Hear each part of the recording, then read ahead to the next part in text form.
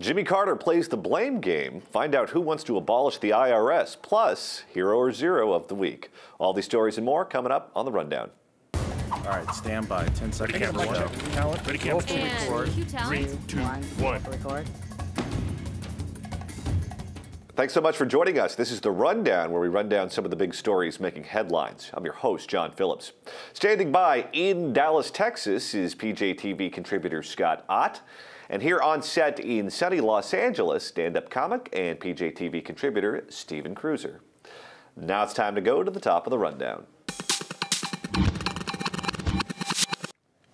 And I'll go first. At the top of my rundown, former president and peanut farmer Jimmy Carter is speaking out about the recent terror attacks overseas. Surprise, surprise, he's blaming the attacks in France on, quote, the Palestinian problem, end quote. Carter made the comments on a recent episode of The Daily Show with Jon Stewart, which is where we go for all of our serious political news. Here's a clip.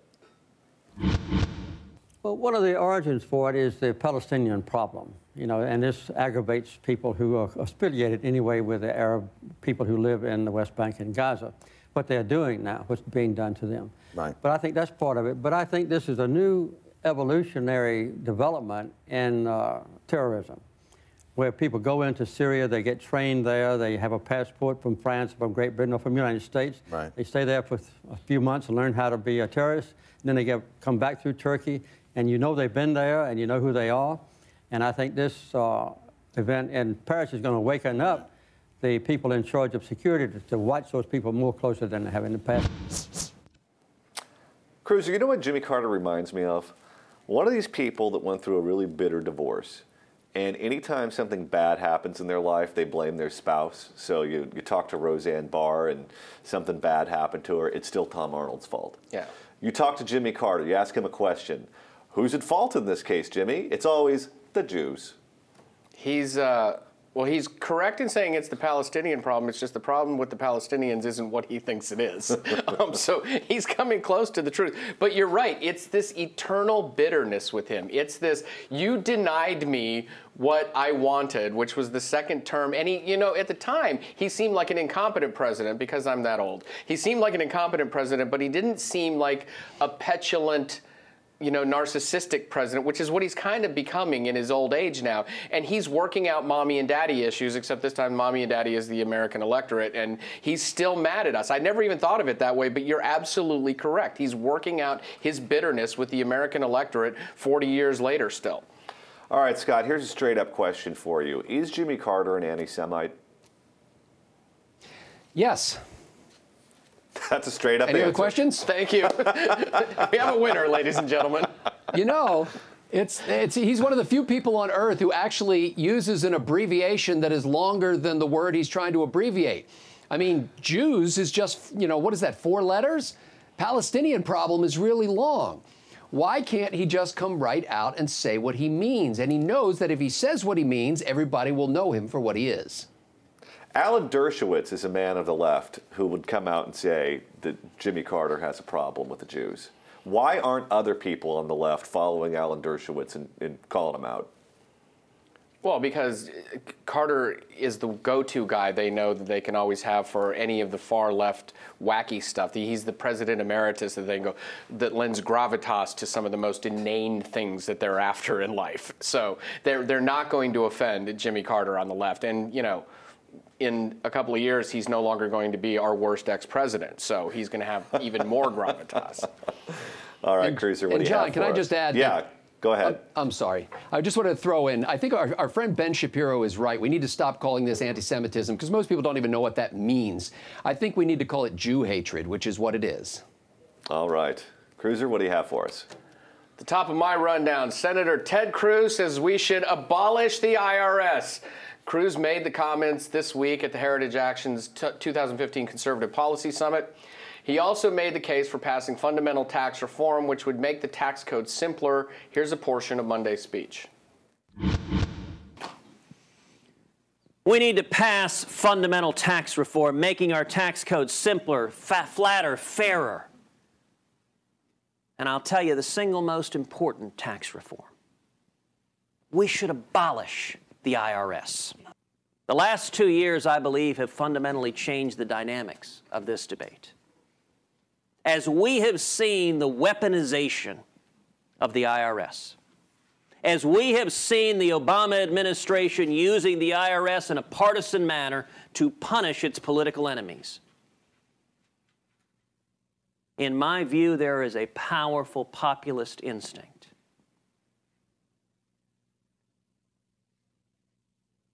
to take the 110,000 employees at the IRS, to padlock the building, and to put all 110,000 of them down on our southern border. All right. First of all, this isn't just Ted Cruz being Ted Cruz. The Abolish the IRS was a boilerplate line of Jack Kemp's back in the day, okay, which he used in every stump speech he gave when he was running for vice president, too. So this is a long-standing Republican tradition. But let's get to the idea of fundamental tax reform. There is nobody outside of Washington, D.C. bureaucrats who doesn't think that tax reform is a good thing or is necessary. Shouldn't that be a huge priority for a Republican majority, just to start to snip away at that? Because you talk about bringing people in from both sides. If you can simplify the tax code somehow, you start bringing in the moderates, you start bringing in everybody else. But this is something, is it too esoteric, or should it be tackled immediately? Look, I am someone who believes in a national sales tax, a national consumption tax, because that way everybody pays it. People who are visiting here from other countries, illegal aliens, people who make $25,000 a year, people who make a lot of money. And the more you spend, the more you buy, the more taxes you pay. I personally think that's the fairest way of going about it. However, I think that that's something that we can talk about here. People can discuss at the Heritage Foundation. You can talk about that in think tanks, but it'll never happen. And the reason it'll never happen is because every interest group on the planet has their own tax loopholes. There's an entire industry out there built on it being so complicated that normal people can't do their own taxes, and they're going to hold on to this structure, to this system, until the day they die. And then new people will hold on to it. Yeah, and it's too esoteric and too many vested interests. I agree with it. But the problem with the national sales tax here, which I agree, I would like a consumption tax too, is that they'll add the consumption tax onto the already existing tax code. That's the way that's the way they'll end up doing it here, which is the biggest problem. Scott, I was discussing this with some conservative friends of mine the other day, and we were talking about abolishing the IRS, and we were thinking, shouldn't a party that began as an abolitionist party be talking about abolishing more things? Isn't that what conservatives like us really want? For the Republicans to go in there with a machete and say, okay, I'm cutting you out, I'm cutting you out, I'm cutting you out. Let's take the Department of Education. Let's take the Department of Environmental Protection. Let's take Homeland Security. There are a whole bunch of departments here that could be eliminated, and people wouldn't even realize it until months, perhaps years later. Now, the IRS, we would notice, a year from now or whenever the next tax season comes. But yes, there is nobody seriously talking about this stuff. And frankly, even Mr. Cruz, who I think is sincere when he says this, I think knows in the back of his head, just like John said, it ain't gonna happen. My biggest fear is I don't want to hear anybody in Washington talking about reform right now, because reformers have to be committed to certain principles, and I don't see that coming from Washington. I mean, who would you rather have design the tax code? The people who initially did it, 100 years ago, or the people who are in Washington now? I'm putting my bets with the guys in the 1900s. If they're going to go after something, I'd prefer it be education first, Department of Education first, because the data is overwhelming that since it became a cabinet-level department, education has gone down, the spending per student has gone down. I mean, the bureaucratic inefficiency that then overwhelmed public education in this country it's an easy thing to communicate. Here's what I think was Ted Cruz's motivating factor for doing what he did. He wants to separate himself from the pack of candidates in 2016 by saying, I'm the guy who's farthest to the right on tax issues. Let's see Jeb Bush one-up me. Let's see Mitt Romney one-up me. They can't do it. They won't do it. And I think that's the plan here. You invoke Jack Kemp, you're getting my attention, I'll tell you that. There you go. All right, Scott, what do you have for us? Well, at the top of my rundown, Tom Hanks, that's right, Tom Hanks, the actor, sells President Obama's free community college plan, and he does it brilliantly.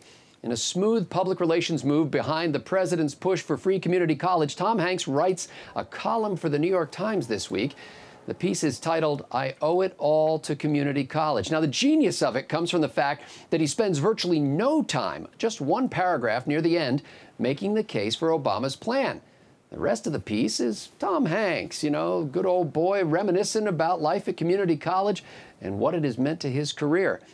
Now, how can the opponents of this $60 billion giveaway to teachers and administrators counter Hanks' storytelling power? Man, the Republicans in Congress might as well co-sponsor the bill themselves now. Game over. They cannot compete with Hollywood, can they? Here's what I'd love to see. When the president proposed this, I would love to see how he plans on paying for it. What tax does he plan on raising? What program does he plan on cutting? How is this going to get paid for? And what's the real price tag? $60 billion seems a little bit short to me, because you can't service that many students with the existing infrastructure, which means you're going to have to build new campuses. You're going to have to hire more people. You're going to have to buy more insurance policies. Who's going to pay for that? $80 billion has already been floated too. It's already being adjusted upward. I always just go with the Medicare projections from 20 years ago to show people what happens with projections versus the reality of government programs. But you're right. How is he going to pay for this? But this is one of those brilliant leftist things where they say free. They make it sound cool, and I'm not against community college, which is how they play it now. Though, if you say I'm against this program, they go, "Why are you against community college? Why do you not want people to get educated? Why do you hate Earth?" You know, and I'm not against community college. First of all, what's brilliant about this, as Scott says, is it makes it seem like community college was integral to Tom Hanks' success. In the entertainment industry, the last thing you need is college. What you need is acting classes. If you're a comic, you need stage time. If you need jam sessions and rehearsal. If you're a musician, you don't need college for any of that. So, but this now, everybody, oh look, Tom Hanks, 2 Oscars because community college. So they're brilliant at taking point A, point C, and completely not having a point B. You left out the casting couch. The casting couch helps. You got to read the piece, because in the piece he actually talks about the benefits to veterans. You know, there were veterans in college with him. There were single moms. There were people going back to college who were older and needed to get new skills to get jobs. And I just thought, gee, I shouldn't have gone to like a normal state school. I should have gone to community college. This is wonderful. You know why the veterans were there? Because if you serve, they'll pay for your college. You want free college? Yeah. Enlist. All right, now it's time to move on to Hero or Zero.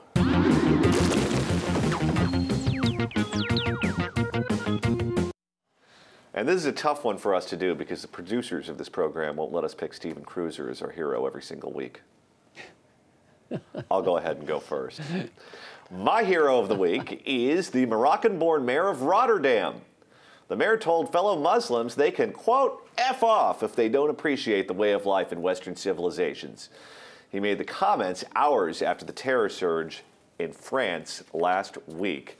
I love this guy. We talk about what moderate Muslims need to do to keep their own people in check. And they right now is what we normally get is these tepid statements. We condemn all violence. So they got to lump the Israelis and the Americans and the Brits and all the Westerners in there too. This guy didn't mince any words. I love it. I want him to run for the open Senate seat in California. I'm already working on changing the laws. Scott, you ever tell anyone to F off when you were in elected office like this guy? You know, no. I was saved by Jesus when I was 28 years old, so it's been a long time since I told anybody that. But I love this guy, and frankly, this guy is what I would call a radical Muslim. You know, we always hear this term used, whether the violent Muslims, so guys who read the Quran as calling for violence against the infidel, those are the radicals. No, this guy's the radical Muslim, the one who's saying to the jihadis, you F off. All right, Cruiser, you're up next. Along the same lines, my zero, most of the American mainstream media for not publishing the Charlie Hebdo cover. 5 million copies were printed in France due to high demand. Here in the U.S., outlets like the New York Times, the Associated Press, CNN, NBC, NPR, BBC refused to show the full cover. The new Charlie Hebdo cover shows the cartoon of the Prophet Muhammad holding up an I am Charlie sign under the words, all is forgiven. Now, when you contrast that with the mayor of Rotterdam, who's a very public figure, who went out very publicly and said what he did, and you've got a bunch of faceless, simpering, editors in the United States hiding behind, oh, we don't want to offend. It's stunning. It's stark. And here's the thing: the main excuse has always been, we don't want to do anything that deliberately offends. If you're a journalist, if you're doing the news, you cannot have that as an editorial directive, because you have to be dealing with the truth always, and the truth is always going to offend. So and this may be the first time I ever use this word publicly, maybe the last time too. It's just malarkey. I tell you. All right, Scott, let's see you match that kind of passion. Don't worry, we're going to bleep that in post-production so the viewer doesn't have to hear that kind of language. My hero is a police officer from Denver, Colorado. Off-duty Police Sergeant Sean Renfro, a white cop, finds a black and Latino family whose car was stuck in the snow. The officer gets out of his truck and helps brothers Chauncey and Kenneth Tate and Chauncey's 9-month-old son Angus to get to the safety and warmth of his own vehicle. Sergeant Renfro and a buddy then spend about an hour directing traffic around the Tate vehicle so that it won't get hit. An SUV loses control on the slick, snowy road and strikes Sergeant Renfro and his friend. The officer dies. His friend survives.